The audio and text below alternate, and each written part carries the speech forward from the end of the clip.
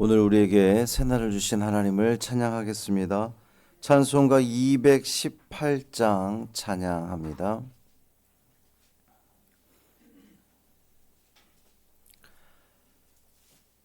찬송 218장 내 마음과 정성을 다하여서 찬양함으로 새벽 기도회를 시작하겠습니다. 218장입니다. 내 마음과 정성을 다하여서 주 너의 하나님을 사랑하라. 내 몸을 아끼고 사랑하듯 형제와 이웃을 사랑하라. 주께서 우리에게 명하시니 그 명령 따라서 살아가리. 널 미워 해치는 원수라도 언제나 너그럽게 사랑하라. 널 핍박하는 자 위에서도 신실한 마음으로 복을 빌라. 주께서 우리에게 명하시니 그 명령 따라서 살아가리. 나 항상 주님을 멀리하고 형제를 사랑하지 못하였다. 이러한 죄인을 사랑하사 주께서 몸버려 죽으셨다. 속죄의 큰 사랑 받은 이 몸 내 생명 다 바쳐 충성하리. 아멘. 사도신경으로 우리의 신앙을 고백하겠습니다. 전능하사 천지를 만드신 하나님 아버지를 내가 믿사오며 그 외아들 우리 주 예수 그리스도를 믿사오니 이는 성령으로 잉태하사 동정녀 마리아에게 나시고 본디오 빌라도에게 고난을 받으사 십자가에 못 박혀 죽으시고 장사한 지 사흘 만에 죽은 자 가운데서 다시 살아나시며 하늘에 오르사 전능하신 하나님 우편에 앉아 계시다가 저리로서 산자와 죽은 자를 심판하러 오시리라. 성령을 믿사오며 거룩한 공회와 성도가 서로 교통하는 것과 죄를 사하여 주시는 것과 몸이 다시 사는 것과 영원히 사는 것을 믿사옵나이다. 아멘. 마가복음 10장 1절부터 12절까지 말씀입니다.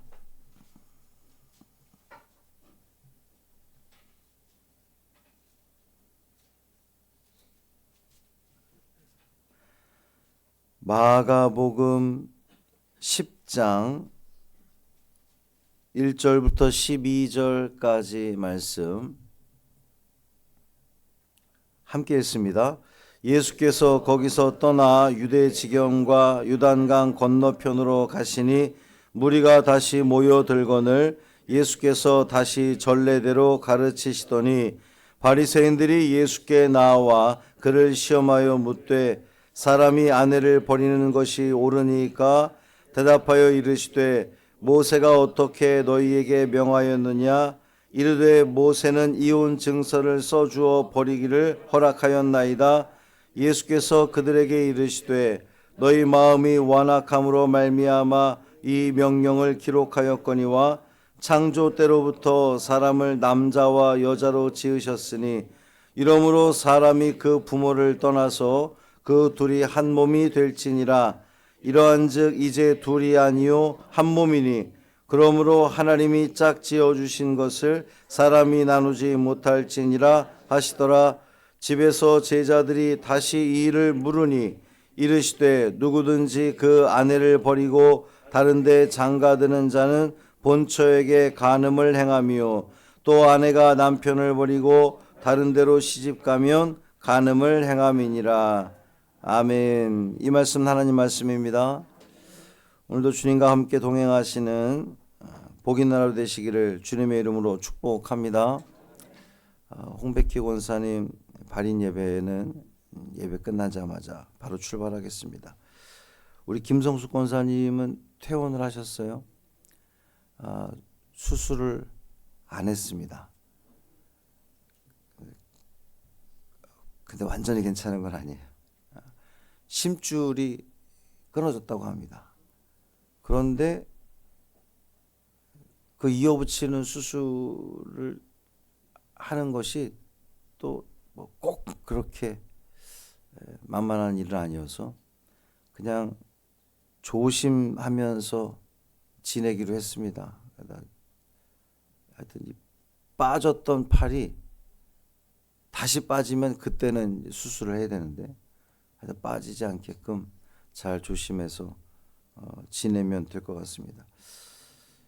계속해서 기도해 주시길 바라고요. 어제 오늘 청년부 수련회가 지금 진행 중에 있습니다. 은혜 중에 잘 마칠 수 있도록 기도해 주시기를 바랍니다. 오늘 우리 성경의 제목이 여러분 가진 성경에도 보면 10장 1절 바로 위에 이혼에 대하여 가르치시다 이렇게 대부분 되어 있을 겁니다. 근데 오늘 말씀을 그 이혼에 대하여 한정지어서 생각할 필요는 없습니다. 왜냐하면 오늘의 이 말씀은 이혼하지 않은 이들에게도 주시는 말씀이기 때문에 그렇습니다. 바리새인들이 예수님께 질문을 하는데 사람이 아내를 버리는 것이 옳습니까? 이 요즘 시대에는 표현이 좀 귀에 거슬릴 수 있어요. 여자가 물건도 아니고 버리냐 마냐 뭐 이렇게 생각할 수 있죠. 그런데 이 말씀이 2000년 전 이스라엘이라는 점을 고려해 볼 필요가 있고요. 근데 바리새인들이 예수님께 진짜 이혼에 대해서 우리가 어떻게 바라봐야 되는지 그게 궁금해서 물어본 겁니까? 그런 의도로 질문한 거는 아니죠. 오늘 본문에 보면 분명히 되어 있기를 예수님을 시험하고자 그렇게 물었다는 겁니다. 한마디로 예수님께서 대답하기 곤란한 그런 질문이라는 얘기인데, 자, 이혼, 아내를 버리는 것, 이혼을 예수님이 허락하면 바리새인들이 질문한 바리새인들이 생각할 때에 예수님도 별 수 없구나 뭐 이렇게 생각을 할 테고, 그렇다고 이혼을 반대하면 예수님이 율법을 어기는 게 되니까 그걸 가지고 공격할 거니까 애매한 질문이에요. 예수님이 뭐라고 대답하셨습니까? 우리 예수님 참 지혜로우신데 율법에 뭐라고 되어 있느냐 되려 이제 묻는 겁니다. 바리새인들이 대답하죠. 모세의 율법에는 이혼을 허락했습니다. 이혼 증서를 써서 주면 여인에게 주면 아내에게 주면 가능하다라고 했습니다. 근데 여러분 하나님께서 이혼을 허락하시는 분일까요? 우리가 생각해 볼 때에 그렇지 않죠? 그렇다면 이 모세의 율법, 즉 신명기 24장에 뭐라고 되어 있느냐 하면 남자가 여자를 데려와 결혼을 했는데 그 여인으로부터 수치스러운 일이 발견되면 그 수치스러운 일이 무엇인지 구체적으로 언급되지는 않지만 수치스러운 일이 발견되면 이혼 증서를 써서 이혼하라 라고 모세 율법에 되어 있어요. 사실 이것은요 여성을 보호하기 위한 법입니다. 당시 여성이 남성으로부터 이혼하면 버림받으면 여성이 할 수 있는 건 창녀밖에 없어요. 살 수 있는 방법이. 그래서 하나님은 이혼 증서를 써서 그 여인으로 하여금 새로운 인생을 살 수 있도록 배려해 줘라 라고 하는 뜻으로 이 말씀을 하신 거, 이율법을 주신 거거든요. 그러니까 이혼을 완전히 허락하신 것이 아니라 차선을 허락하신 겁니다. 바리새인들의 대답에 예수님 말씀하시죠. 예수께서 그들에게 이르시되 너희 마음이 완악함으로 말미암아 이 명령을 기록하였거니와. 이 무슨 말이냐 하면 하나님께서 이혼에 대해 허락하신 것은 절대적인 것이 아니라는 거예요. 이혼이 원래 하나님의 계획 속에 있던 것은 아니었지만 이 모세 시대의 사람들의 완악함으로 말미암아, 그러니까 여인을 함부로 여겨서 그냥 막 쫓아내고 버리고 하는 것에 대해서 그 완악함 때문에 하나님께서 임시로 차선책으로 허락하신 것이다 하는 그런 말씀입니다.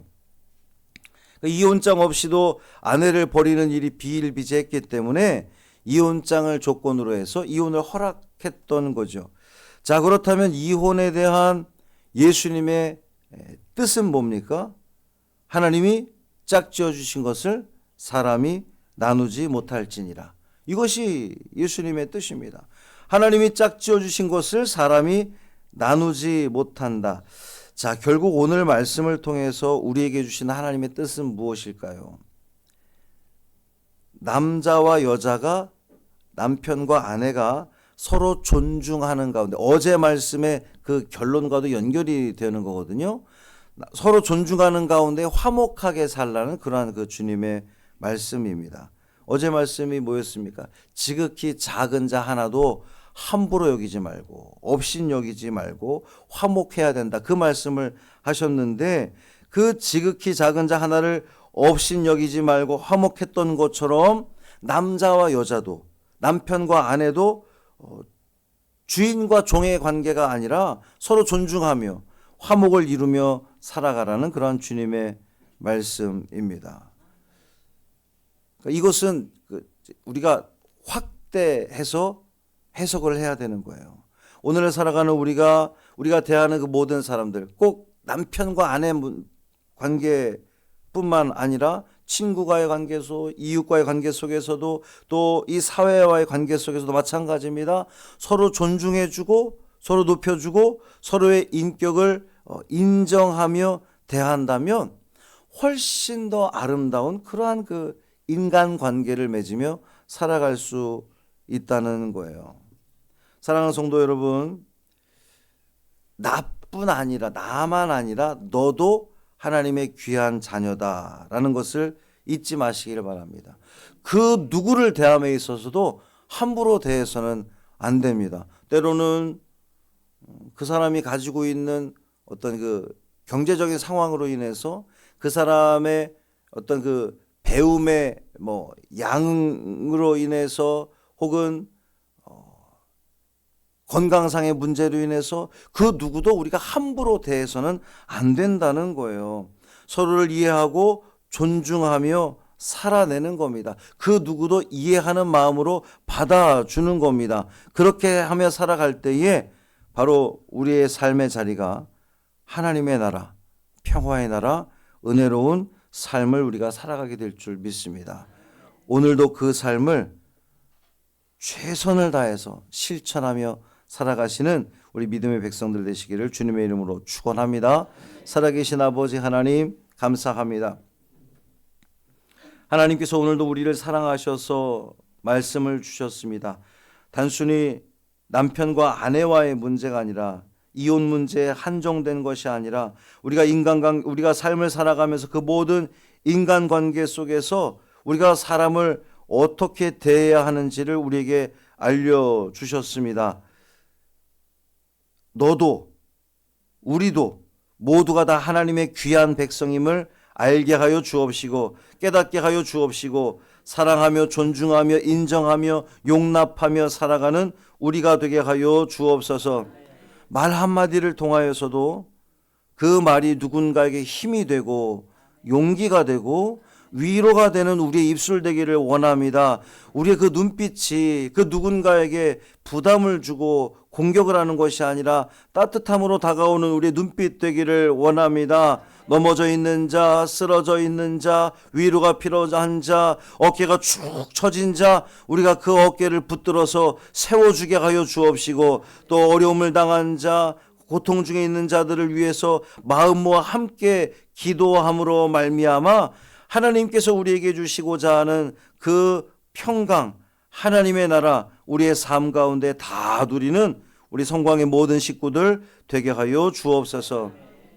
우리 사랑하는 홍백희 권사님의 장례를 이제 마지막 치르게 됩니다. 하나님, 마지막 그 순간까지 주께서 동행하여 주셔서 은혜 가운데 우리 권사님 보내드리게 하시고, 모든 유족들과 우리 성도들에게도 하나님의 그 따뜻한 은총을 통하여 천국을 우리가 기대하며 소망하는 은혜의 시간 되게 하여 주옵소서. 우리 김성수 권사님 그만하기를 너무나 감사합니다. 하나님, 이후에도 주님께서 건강함으로 안전하게 지켜 주옵소서.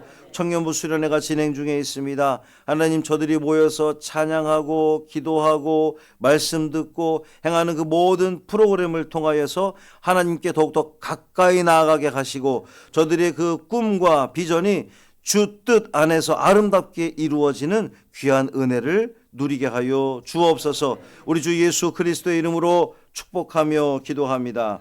아멘. 하늘에 계신 우리 아버지여, 이름이 거룩히 여김을 받으시오며 나라가 임하시오며 뜻이 하늘에서 이루어진 것 같이 땅에서도 이루어지이다. 오늘 우리에게 일용할 양식을 주시옵고, 우리가 우리에게 죄 지은 자를 사하여 준 것 같이 우리 죄를 사하여 주시옵고, 우리를 시험에 들게 하지 마시옵고 다만 악에서 구하시옵소서. 나라와 권세와 영광이 아버지께 영원히 있사옵나이다. 아멘.